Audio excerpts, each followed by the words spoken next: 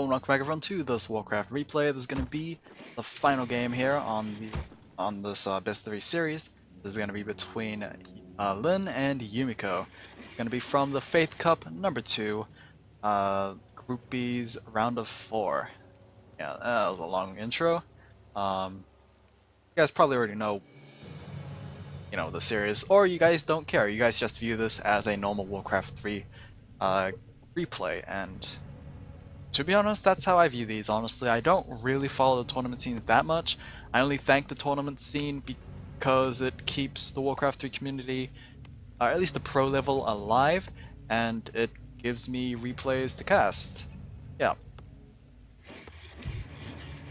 Anyway, Lyn returning as the red orc player in the top left, able to win it out and even it out in game 2. Bringing this to a full 3 games here on the map Echo Isles. Yumiko is going to be spawning in as the grey human player in the top right. Pretty much played the exact same as like game 1, except yeah, really nothing he could have done, I think. It's just that Lyn was the one that changed his build order in game 2, going for the standard Blade Master rather than the unorthodox Farseer.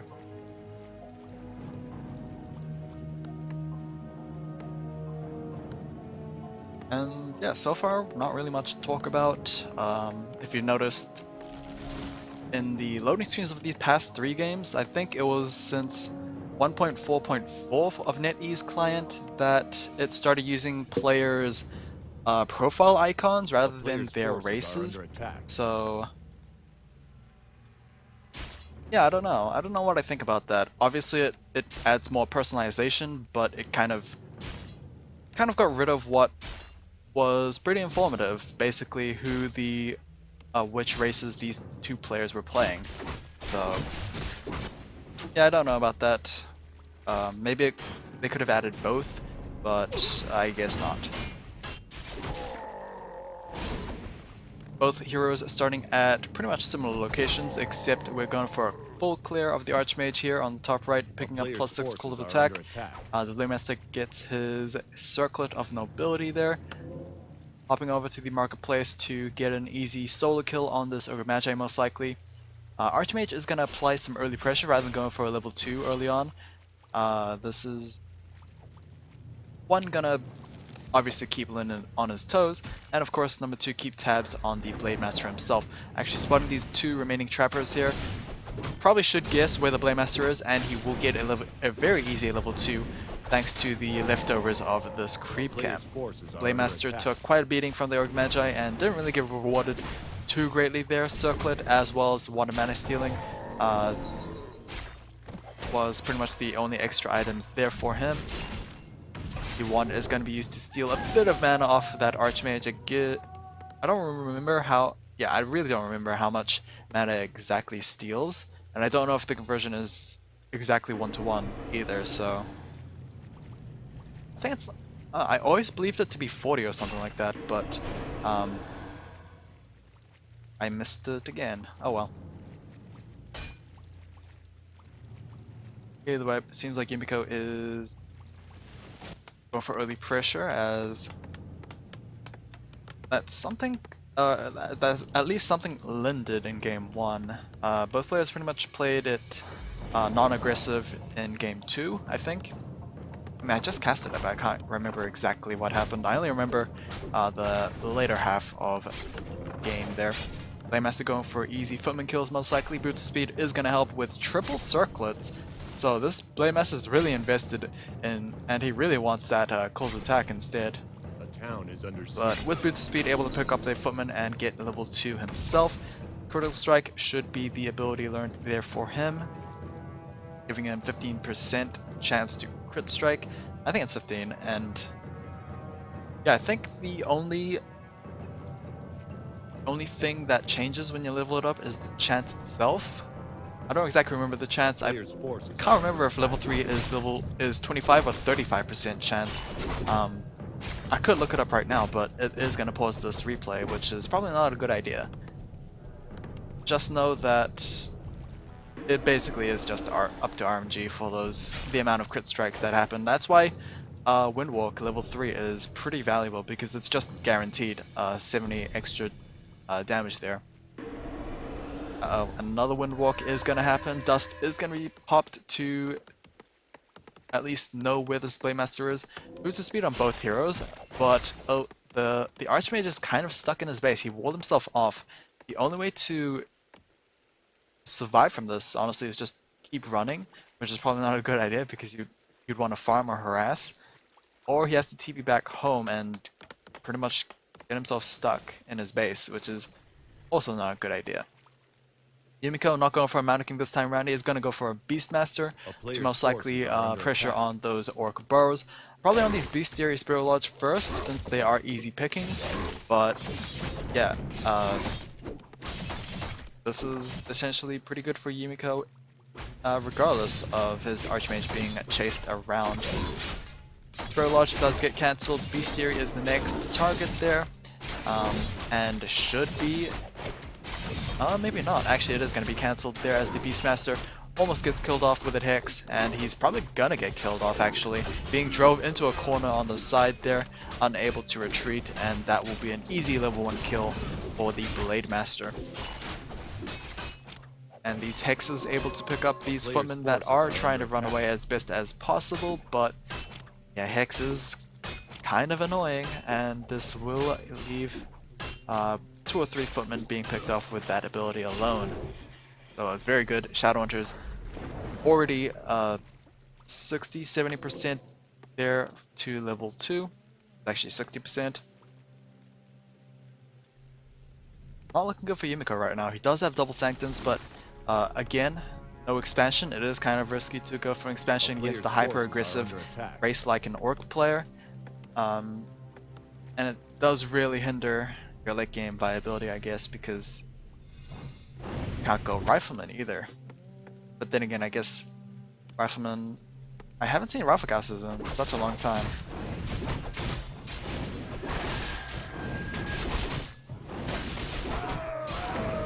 Remaining Marketplace creep camp is going to be cleared out here. Rarely see items being picked up on Marketplace. It's generally overpriced, but if you see a good item like claws, then I'm pretty sure people actually do spend the gold to pick that up, especially with a claws dependent hero like a Blademaster, who does indeed have claws attack +6 now, so is going to start dealing a lot of damage. Troll Headhunter comes out as a bit of a tech, I guess. I think it's just a one-off there. Not exactly for what purpose though. Actually no, he is gonna start adding those Troll Headhunters. So Lin is going for a more well-rounded arm composition than his opponent. Towers are being built and trying to pressure Lin here, but with only arcane towers, it's not gonna prove too useful. Lots of slows being cast here. First, Spirit Walker is gonna come out, but he does not have enough mana for a disenchant, so we're probably not gonna see that anytime soon. He doesn't exactly have disenchant either, as he's only that initiator ranking there. Blademaster down to half, but he does have health pot just in case. Siege Drill could be used, but that slow is just so oppressive for him. Nice crit to actually get that sorceress, however, so yeah, it just comes down to those crit rolls. In fact, Windwalk to probably pick off this priest, but honestly, the amount of time he's gonna lose by chasing, he's gonna pick up the priest. The priest actually gave up.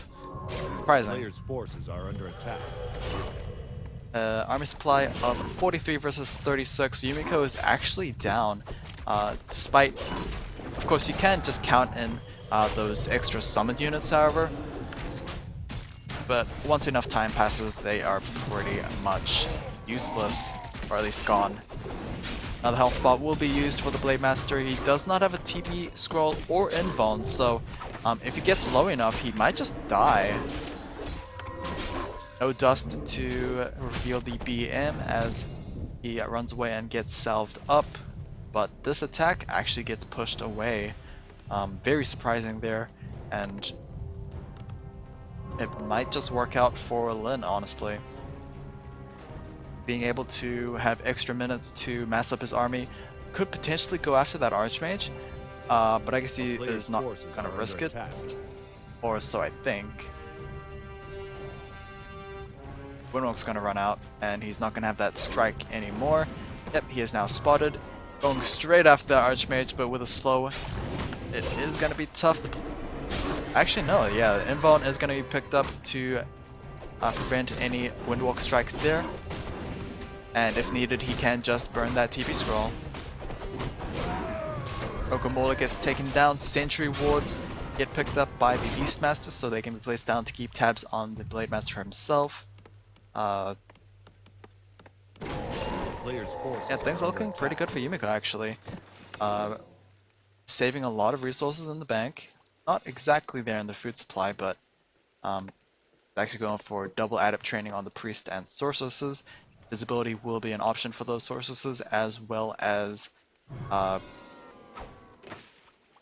priests. I think it's Dispel. Yeah, it's most likely Dispel. I think Inner Fire is the master training one.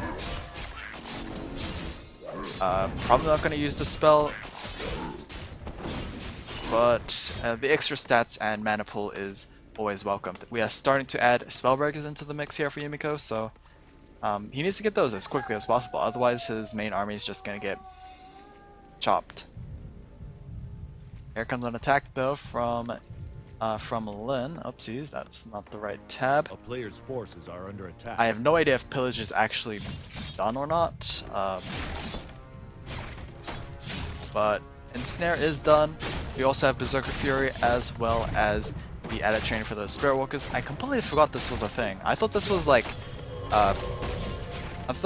current technology being researched, but yeah, this is useful to see whether or not pillage was researched or not. It was not, however, so not going to gain any extra resources there, but this is being unanswered. Yumiko, what he is just continuing to farm out. I'm not sure if that's wise or not. He lost a lot of farms, but he's building a lot more in the back there. Altar of Kings will be taken down, so he will be forced to revive back at the tavern, and could potentially lose his Arcane Bolt, which he does. Lots of damage being dealt to Yumiko's base. Losing the keep might just be game over, but I don't know what Yumiko is doing in this. Is gonna TP scroll now, but yeah, he took quite a beating in that. Just for a couple of extra creep camps. Armor supplies haven't really dwindled too much. Lin is slightly ahead. Level 4 Blade Master on him as well as level 3 Shadow Hunter. Double Kodos are out, so that could instantly be 2 Spellbreakers out of the fight as well. Militia is going to be called to arm here, as the Kodo Beasts are going to double Devour. Z-Scroll being used to try and get away from this massive slowing threat, but yeah, you can just hear those militia being picked off one by one. Oh, real focus fire here from Lin. The Blademaster, yeah, no real focus fire actually. The Elemental is 1v1ing the Blademaster right now, but it is going to drop very soon. And it seems like the Beastmaster might be the next target for the Blademaster, in fact. Ensnare is going to keep him in place. No real way of saving him, in fact, and that is going to be a very quick kill on that Beastmaster once the Blademaster actually paid attention, and that is going to be game. So Lin gets the 2-1 victory over his opponent. He will advance to the winners bracket and face off against whoever won between Focus and Life. Yeah, I actually don't remember who won again in that series, but I'll see you guys again next time. Take care.